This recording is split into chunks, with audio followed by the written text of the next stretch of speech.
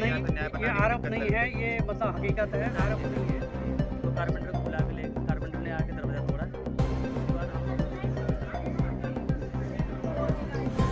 बीते 16 मार्च को मकान नंबर 347 सेक्टर 4 पंचकुला में बच्चों की देखरेख करने वाली महिला चंपा के मृत मिलने का मामला सामने आया था। नेपाल मूल की रहने वाली एक महिला सेक्टर 4 के मकान नंबर 347 में साफ सफाई का काम करती थी, जिसकी बीते रविवार को संदिग्ध अवस्था में मौत हो गई थी। लेकिन शनिवार को यह मामला तब तूल पकड़ लिया है जब मृतक के परिजनों ने पंचकुला के सेक्टर 2 पुलिस चौकी का घेराव कर खूब बवाल काटा।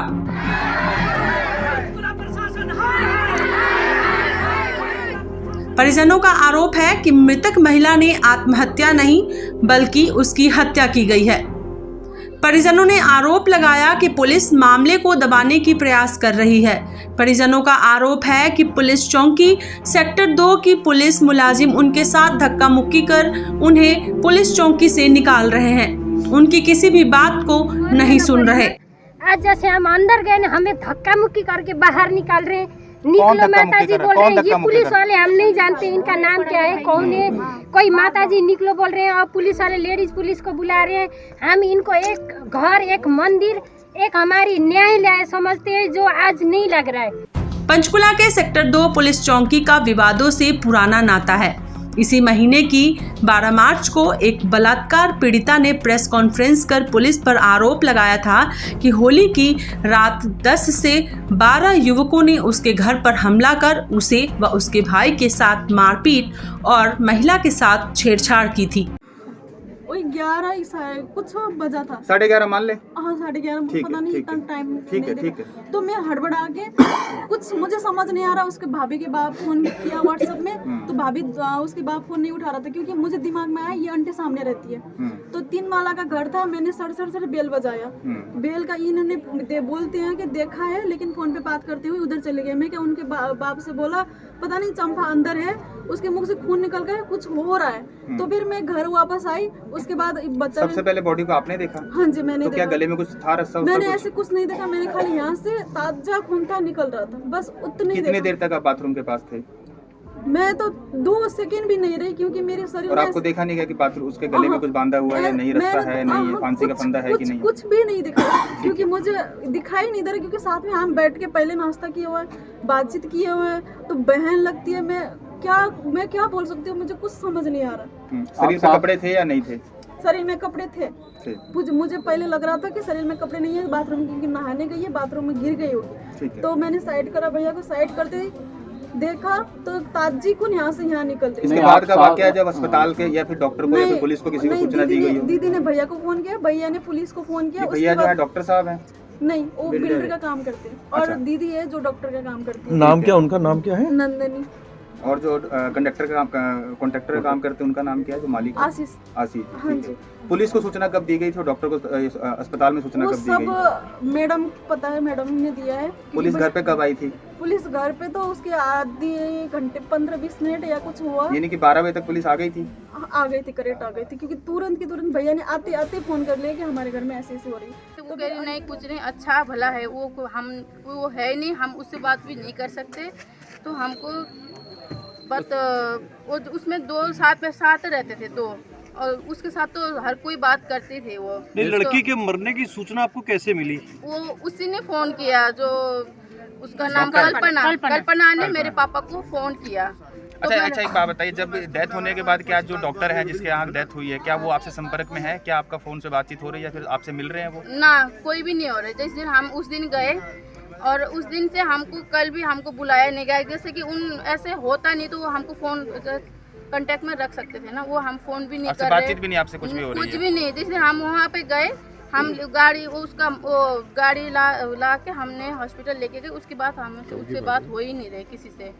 और कल हम बुलाया गया, हमने पूछने के लिए, सारे नेपाली हम इकट्ठे हुए, तो बुलाया गया तो वो सीधा मना कर दिया कि मैं नहीं आऊंगी, काम पे लगाने वाला बंदा, मैं नहीं आऊंगी। काम पे लगाने वाला बंदा भी गायब है। अभी आप लोग यहाँ पे चौकी पे पहुंची, क्या वजह है? चौकी में लाइट एफआईआर भी नहीं कर रहे, कह रहे जब तक पोस्टमार्टम की रिपोर्ट नहीं आएगी। इस घटना की सूचना 16 तारीख को मतलब घटना हुई और हमें कल सूचना मिली है। तो आज यहाँ मूल प्रभा अखिल भारत नेपाली एकता समाज, एकता मंच, प्रवासी नेपाली संघ भारत, नेपाली वेलफेयर सोसाइटी और नेपाली जनसंपर्क समिति, नेपाली सभा के 5 संगठन के जनप्रतिनिधियों के बीच में आज हम जब पीड़ित परिवार नेपाल से यहाँ आ गए और भाई उनका जो चंपा के जो भाई थे वो पुणे से आज यहाँ पहुँचे। तो पहुँचने के बाद हमने इन्वेस्टिगेशन के लिए एक संस्था के तौर पर प्रतिनिधिमूलक और पीड़िता के परिवार के लोग संबंधित घटनास्थल में गए। सर ये सब तो ठीक है, लेकिन मुझे बताइए कि अभी आप किस तरह के आरोप लेके यहाँ पर आए हैं? क्योंकि जिस तरह सारा समाज आपका इकट्ठा हो रखा है, तो क्या आरोप लगाए जा रहे हैं? क्या आपको लग रहा है कि क्या कार्य ये आरोप नहीं है, ये मतलब हकीकत है, आरोप नहीं है। तो जिस तरह की मतलब हमने स्थलगत निरीक्षण किया तो एक बाथरूम के हैंगर में कोई इंसान लटक के मर नहीं सकता टावल स्टैंड पे।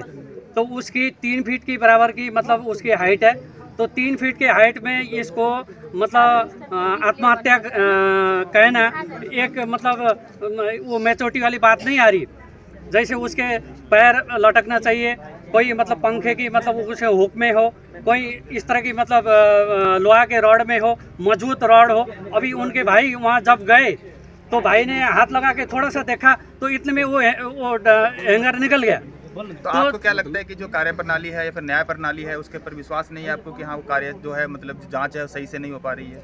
तो हम तो न्याय प्रणाली के ऊपर विश्वास है, मगर हमने जिस तरह की मतलब चौकी से रिस्पांस मिला कि उन्होंने एक तरफा देखा। चौकी वालों ने कहा कि ये हत्या है। तो मतलब ये भी मतलब कुंडी खोलने के बाद, दरवाज़ा खोलने के बाद जब उनके सगे जो रिश्तेदारी थी उनको भी नहीं बुलाया गया।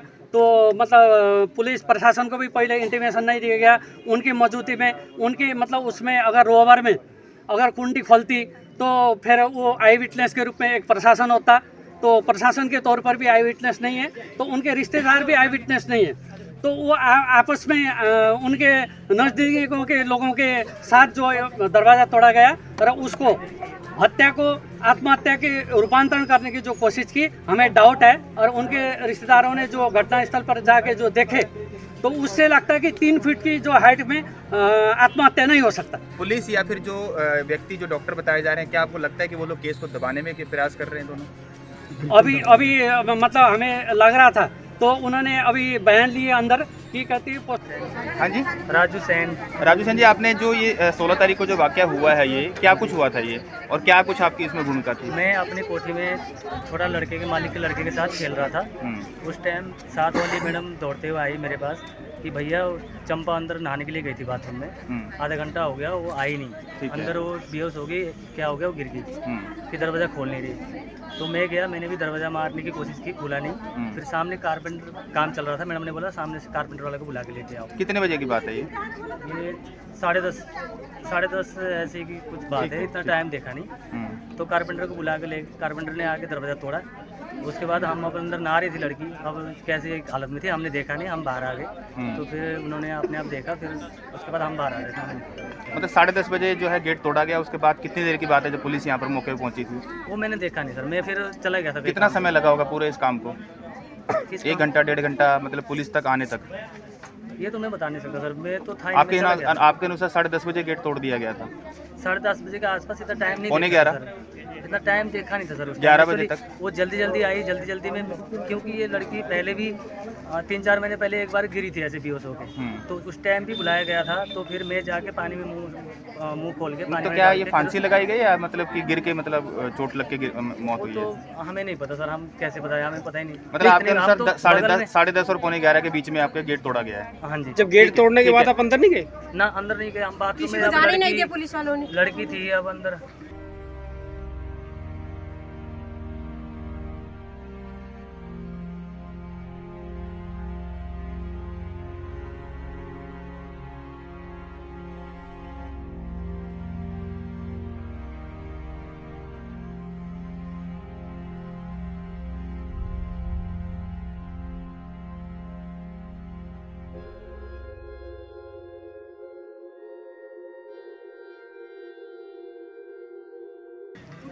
2 सेक्टर 4 में नेपाली लड़की का हत्याकांड हुआ। परसों कुछ सुसाइड था, हत्या थी, क्या मामला था पूरा? परसों हमें इंफॉर्मेशन मिली थी, ये एक लड़की ने हाउस नंबर 347 सेक्टर 4 में हैंगिंग हो गई है। हम मौके पे गए थे, तो मौके पे जाके मौके पे पहुंचे थे। मौके पे देखा था कि लड़की ने 21 साल की लड़की थी, वो घर पे काम करती थी, तो उन्होंने अपने आप को हैंग किया हुआ था। तो हमने अपनी टीम बुलाई थी, टीम बुला के उसका जो भी कार्रवाई थी करके बॉडी पोस्टमार्टम के लिए मॉर्चरी में रखवा दी थी और उसके पेरेंट्स को इन्फॉर्म कर दिया था। तो आज इसके पेरेंट्स आए हैं, उनको पेरेंट्स ने ये शक जाहिर किया कि हमारी लड़की तो मारा गया है। तो हमने तो बोला कि जो भी आपका स्टेटमेंट, आप अपनी स्टेटमेंट दे दीजिए, पोस्टमार्टम करवा के बनती कार्रवाई होगी। जो पोस्टमार्टम रिपोर्ट आएगी उसके अनुसार हम अपनी आगे कार्रवाई कर देंगे। जो उनके परिवारजन आए हैं उनकी तरफ से एक आरोप लगाया जा रहा है कि अभी तक DDR तक दर्ज नहीं की गई है। DDR परसों भी ऑलरेडी दर्ज है, उनको बता दिया गया है सारा। और वो जो अपना बयान दे रहे हैं, उनका बयान हमने रिकॉर्ड करने को कहा है और आगे पोस्टमार्टम होगा। जो पोस्टमार्टम की रिपोर्ट आएगी उसको हम आगे बनती कार्रवाई कर देंगे। सीन ऑफ क्राइम सर मौके पर पहुंच गई सर, जिस तरह से और जो पुलिस की जो टीम है सारी मौके पर पहुंच चुकी थी सर जब ये मामला हुआ था सर? हाँ जी मौके पे मैं खुद गया था और सीन ऑफ क्राइम टीम को मौके पर बुलाया। और सर परिजनों का ये आरोप है कि समय का कहीं ना कहीं जो हर बयान आ रहे हैं हर बयानों में समय को कहीं हेरफेर किया जा रहा है। कोई 10 बजे बोल रहा है, कोई 10:30 बजे बोल रहा है, कोई 12 बजे बोल रहा है, जिसके लगभग जो शक है वो लगातार आधार बनता जा रहा है। ऐसा है, पहले जब भी हमें इन्फॉर्मेशन मिली विद इन 2 मिनट्स में हमारी 112 मौके पर पहुंच गई थी। उन्होंने आगे हमें इन्फॉर्मेशन दी, विद 5 मिनट्स हम मौके पर पहुंच गए थे। दरवाजा किसने तोड़ा सर? जब दरवाजा ऑलरेडी पहले इन्होंने, इनके पड़ोसी हैं, उनकी हेल्प से अंदर से कुंडी लगी थी, उन्होंने तोड़वा दिया था। ठीक है।